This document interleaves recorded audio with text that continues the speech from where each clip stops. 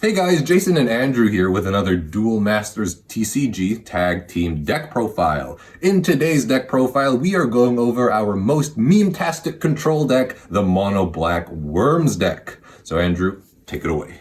Okay, so we'll start off with our mascot of the deck, 4 copies of Chaos Worm. So Chaos Worm, I'm sure all of you know what he does. When you summon him, you get to destroy a creature.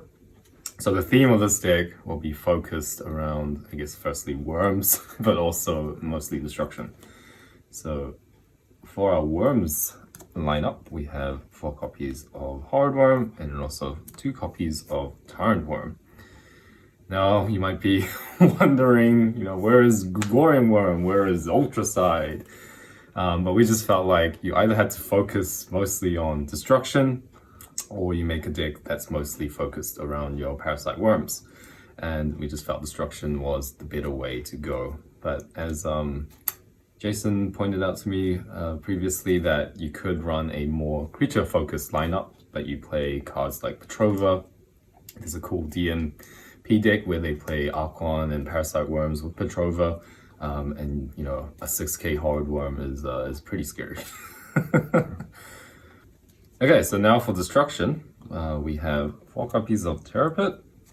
So Terror Pit, a staple in most Darkness decks, but a card that isn't as well played is 4 copies of Death Smoke. So this deck, we try to play as many destruction cards as possible. So we'll be seeing a lot of more, I guess, quote-unquote, gimmicky destruction cards. But they're working well when you play all of them together. Deathsmoke is pretty cool because Darkness doesn't really have too many forms of cheap spot removal, so Deathsmoke kind of fills that role. Unfortunately, we don't have Phantom Bite like in Duel Masters Plays, so in a way you can compare Deathsmoke to some of the smaller fire creature kill we see in the more traditional control decks. So you think like Crimson Hammer, Venom Dragon's Flame, Volcano Charger. Deathsmoke sort of fills that niche, but also it has the unique advantage of being able to get over big creatures as well as big blockers when you're trying to swing for game. But Jason, how do you deal with your opponent's tapped creatures? Oh no, how do we deal with our opponent's tapped creatures? Well, you have Terror. But I don't want to wait 2 turns for that. But we have another new card, 4 copies of Hopeless Vortex. So Hopeless Vortex just costs 1 more than Deathsmoke, but he can remove any creature. So it's kind of like a Terror Pit, but 1 mana cheaper. Mm-hmm. Now,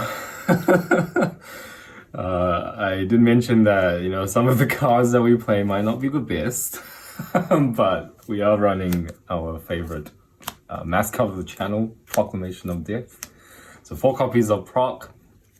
Proclamation of Death, again, works really well when you're playing all these other destruction spells, because when you do play these and get rid of most of your opponent's creatures, then you proc their remaining creature, and when they only have 1 creature, they can't choose.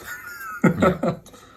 I also don't want to give people the idea that I think Proclamation of Death is an amazing card. I don't think it is, but I think it is a very important part of the deck just because of a lot of circumstances. Now, for example, this deck is a mono black deck, and Darkness doesn't actually have too many shield triggers that get rid of other cards. While Proclamation of Death is a shield trigger that does get rid of creatures on the field. So in that regard, it can be pretty good, especially when you compare it to Terror Pit against a Rush deck, for example. If they are breaking early and they break into Terror Pit, kills their creature, well, Proclamation of Death pretty much does the same thing if they only have 1 or 2 bodies on board. Now, I feel like in any other deck, you would cut Proclamation of Death, but I think it is too important of a card in this deck to get rid of. And also Proclamation of Death does have a unique situation when you can get rid of big boss monsters, so stuff like Petrova and what else, Wind Slicer, when they attack into you. It can be really good. It's pretty funny because Proclamation of Death is actually the only card in this deck that can deal with Petrova and Warlord Elzonius. So there you go. Now, because we are playing so much destruction, we are running the Mongo Man engine. Mongrel Man engine being Mongrel Man and 16 destruction cards. Oh, what about these? So the whole deck is the Mongrel Man engine. The whole deck, yeah. So we actually didn't run Mongrel Man in our original Worms deck, if you guys have seen that video, and a lot of people in the comments gave us grief for that. But yeah, we tried out Mongrel Man and we think he's pretty important. Yeah, he actually turned out to be pretty good. Yeah. So you guys were right. One of the cool abilities of Mongrel Man is you can play out your Chaos Worm and then kill off one of your opponent's creatures and then swing Chaos Worm into another creature and that'll net you 2 cards. But in general, Mongrel Man also, it allows your destruction spells to kind of have an extra line of text that says you may draw an extra card, which if all these destruction spells had that text, everyone would be playing them. Yeah, that's true.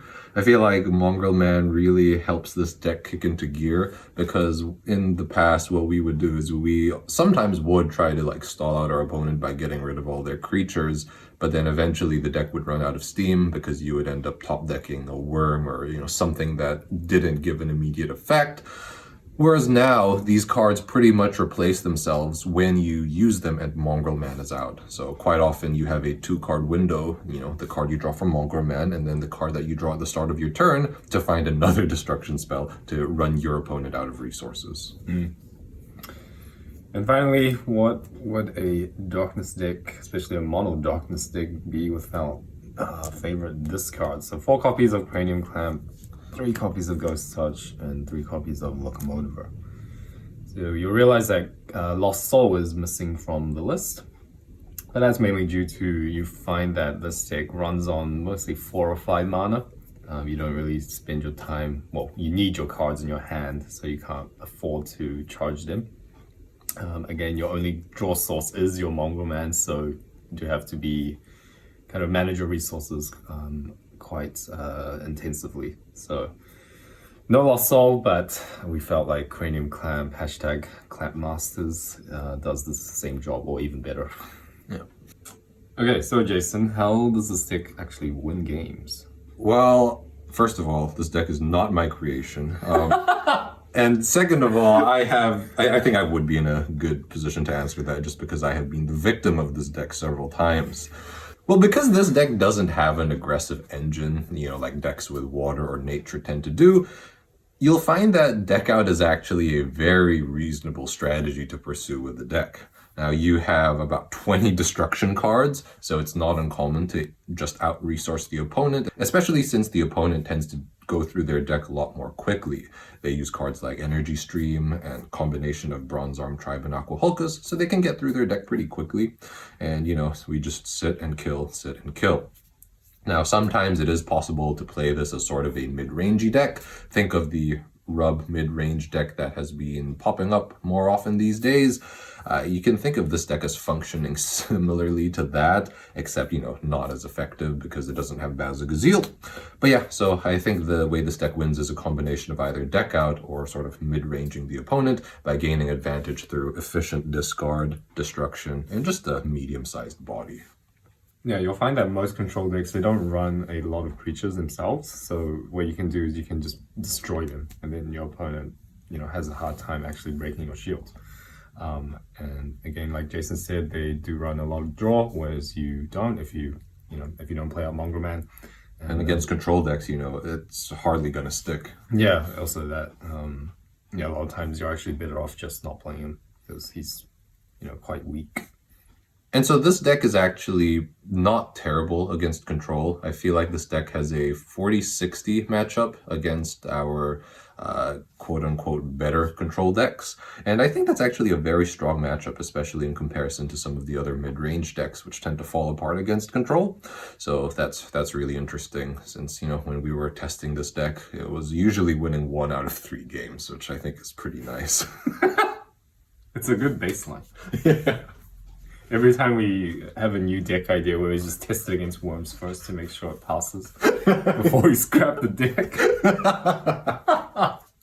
But yeah, this deck is It's really unique in a way that you don't really find any other play styles that just focuses on destroying your opponent's creatures. But yeah, hope you guys enjoy the deck.